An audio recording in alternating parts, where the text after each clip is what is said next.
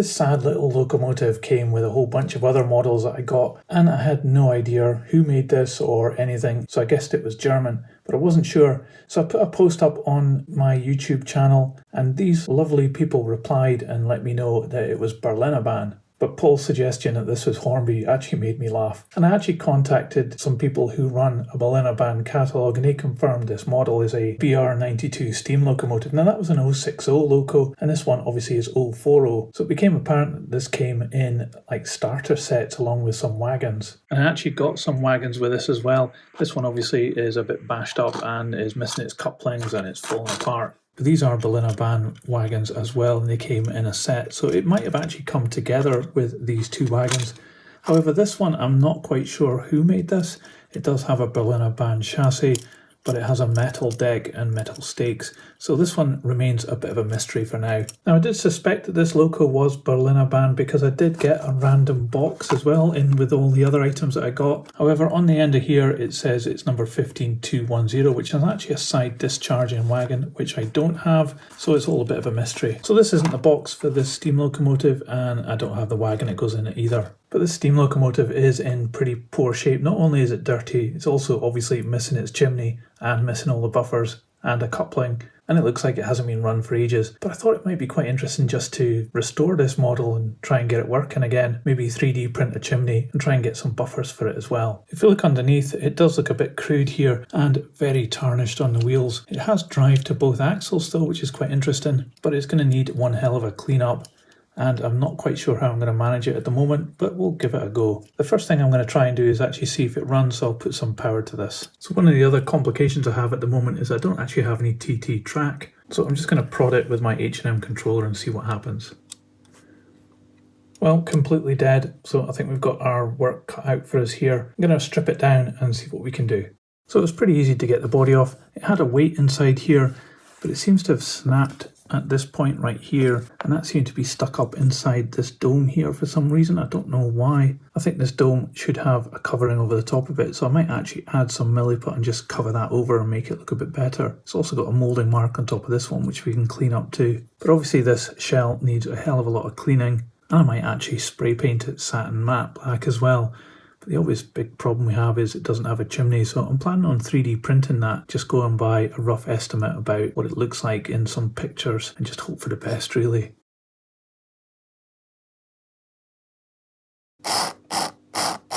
Actually, maybe one of the problems might be that this doesn't actually attach to that, it's come away, so I think that might be one of the problems we have here. I'll have to solder that back on. Actually, now I'm looking at it, I think it actually attaches down to this bottom piece and not up here, so that's going to be even more tricky. Well, actually just a little bit of oil has made this run absolutely superb, so I don't think I need to strip it down any more than it is, but I do need to solder on this part, so I'll do that a bit later, and for the time being I'll get on with cleaning the wheels. A few moments later. Okay, so the cleaning worked quite good. Even the coupling rods came up pretty nice, and I got rid of, well, pretty much all the tarnish. I'm going to try and paint the inserts of them red, just to jazz it up a little bit. And also this bottom plate on the chassis here, which is made of metal, just needs a bit of black paint as well. Looking at the body shell, I've just noticed as well that we're missing a bit here. It's broken off. It should have steps like on this side. And I'm not quite sure what to do about that at the moment. I don't think we can 3D print it, but I might be able to fabricate something just with some plastic art and fit it in there. Although looking on this side, we've got this hatch and these steps coming down, and that might be a bit of a problem for me. So I'm not quite sure how to fix that at the moment. So here I am on Tinkercad, and I've actually decided to make a little bit of a tray. I'm going to resurrect the box that I showed you earlier in the video, and this is a tray that I've just kind of roughly made. So I've printed that out on the Ender 3, and this is the result. I think it turned out not too bad. I mean, obviously I've just printed it on like super quick rough settings, so it looks a bit rough and ready around the edges, but I think it'll do fine. The idea is the locomotive just sits in here, and I'll just pad it with some like kitchen roll or something like that. It's not an exact fit, but it's certainly better than having nothing. And obviously this is the box I'm talking about. I've glued the little cellophane window back in place. For that I just use some of my canopy glue. I use this all the time, it's great stuff. And the idea is the tray just slides inside there and it holds the locomotive. So that's resurrected this box. I'm pretty happy with that, but we need to get on with the actual locomotive itself. So I'm back in Tinkercad, and here I've got a little model of the chimney. I've just kind of guessed what the dimensions of this are really. I also noticed that the locomotive has a bell which is broken off, so that's what this is. And also there's this panel here, which was the piece we just took out just a minute ago that had obviously broken. Now, I thought about printing these out on my Ender, but you saw the resolution that it comes out, and I'm not actually sure it can print out such small pieces with enough fidelity for this model. So I started to look online because I also needed some buffers as well. And that's when I found on eBay a seller called Canon Trains who were producing some 3D modelled 00 scale buffers. I thought I'd chance my luck and contacted them and said, could you maybe make these buffers in TT scale? And they obliged, it was great. And then I thought maybe I'll just push it a little bit further and said, could you print out these other items from Tinkercad? And they did. And here they are. So we have a little bag of 10 pairs of buffers. Now I'm not 100% sure these are exactly right for this particular steam locomotive, but I think they'll do anyway. They're round buffers and it'll probably be near enough. Plus we have the other 3 small pieces in this bag. And incredibly, considering this was a custom job, this all cost just over £10 including the delivery, which is a fantastic price. I really think they actually undercharged for this, but I'm really thankful to Canon Trains for having done this. Fantastic service. I'd absolutely recommend this seller on eBay. They mostly do a 00 scale, but I'm sure they would do HO or TT or any other scale that you wanted, and they might even do custom parts as well. Highly recommended. I'll leave a link to their shop in the video description below, so do check them out. But let's see whether all these parts fit, so it's time to do a bit of assembly. So this first bit here is actually a replacement for this section here, which was broken, and it actually fits pretty good. I did define some steps and a little hatch onto this piece of plastic, but it has printed, but it's really not that well defined. If I could do this again, I'd probably make them a little bit more defined, just to match what it looks like on this side of the locomotive. But I think it's good enough, and I don't really want to trouble Canon Trains anymore with another print, so let's just go with this piece, and I'll need to glue it into here. Just a wee touch of super glue for this. Well, I think that's worked pretty good. At least we've got some steps now, and this panel's back in. I think once we paint it, you just won't even notice that.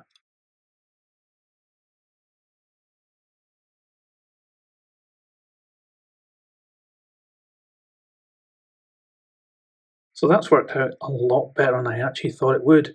Every piece fitted fine. I think maybe the chimney is a little tall, but that'll be my problem for making it too big in Tinkercad, but I think it's fine on this model. We've got the extra piece in here to replace the piece that was broken, and these buffers look absolutely perfect. So once again, thanks to Canon Trains for producing these parts. They actually fit perfectly, so I'm really glad about that. The next step, we're going to have to paint this model and also put it back together. I'll start off just painting the chassis. That's going to be easy. I'm just going to do that with a brush. But the body, I'm actually going to spray paint this with satin black after I fill in the dome with a little bit of Milliput.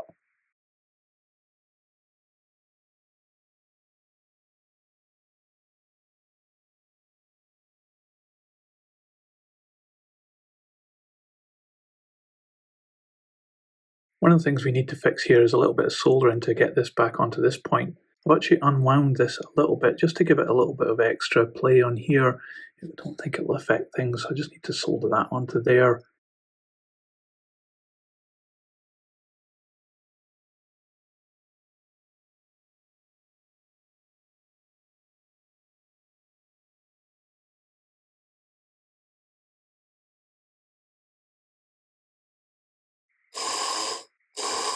Now I think the chassis is fine. We gave it a little test there and it's working okay, and I think it looks pretty good. It's got the new buffers on it and a bit of paint as well. So we can move on to the body shell and get that spray painted now.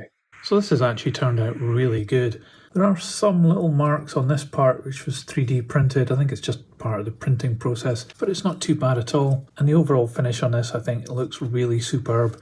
The chimneys work really well, and we've got the dome now covered up as well. I'm going to put some glazing into the windows on this locomotive's cab. For that, I'm just going to use some scrap plastic from some packaging. So we're at a bit of a milestone now. I think this is looking really good. The satin black looks fantastic on the body. I've even picked out the bell in silver, and we have the lights in white as well. No LEDs on this, but the white will do fine. The chassis is in matte black, and I've refreshed the wheels with some red paint as well. And also I've even got the glazing inside the cab there now too. All that's left is to give this a run, but there is a bit of a problem there because I don't have a TT scale layout. But I know a man who does, my dad, so I'm going to post this to him and get him to run it on his layout.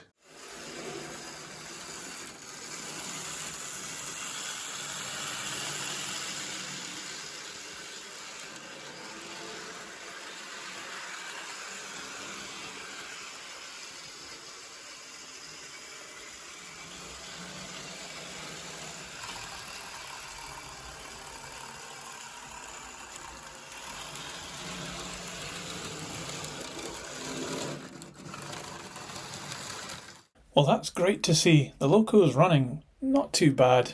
Okay, not too great either. Obviously it's getting caught on the points a little as it's got older coarse wheels, but aside from that, and that you need to give it a lot of power to get it going, it's running, okay. It's been interesting for me to restore this little Loco. It's the first time I've done anything in TT scale, but for sure it's convinced me that this scale just really isn't for me. I find it just too small to be, a credible size for modifying or repairing older stuff. For example, the buffers here are scaled from 00 scale, but are just too thin and keep breaking. I've been through maybe about 4 sets in the process of restoring this model, and for me, I just find it too fiddly. It's just not the scale for me, but I guess it's fine if you just want to kind of play trains. Anyway, at least I managed to bring this old Berliner Bahn model back to life, and I hope you enjoyed watching this video. If you did, don't forget to give it a thumbs up and subscribe for more.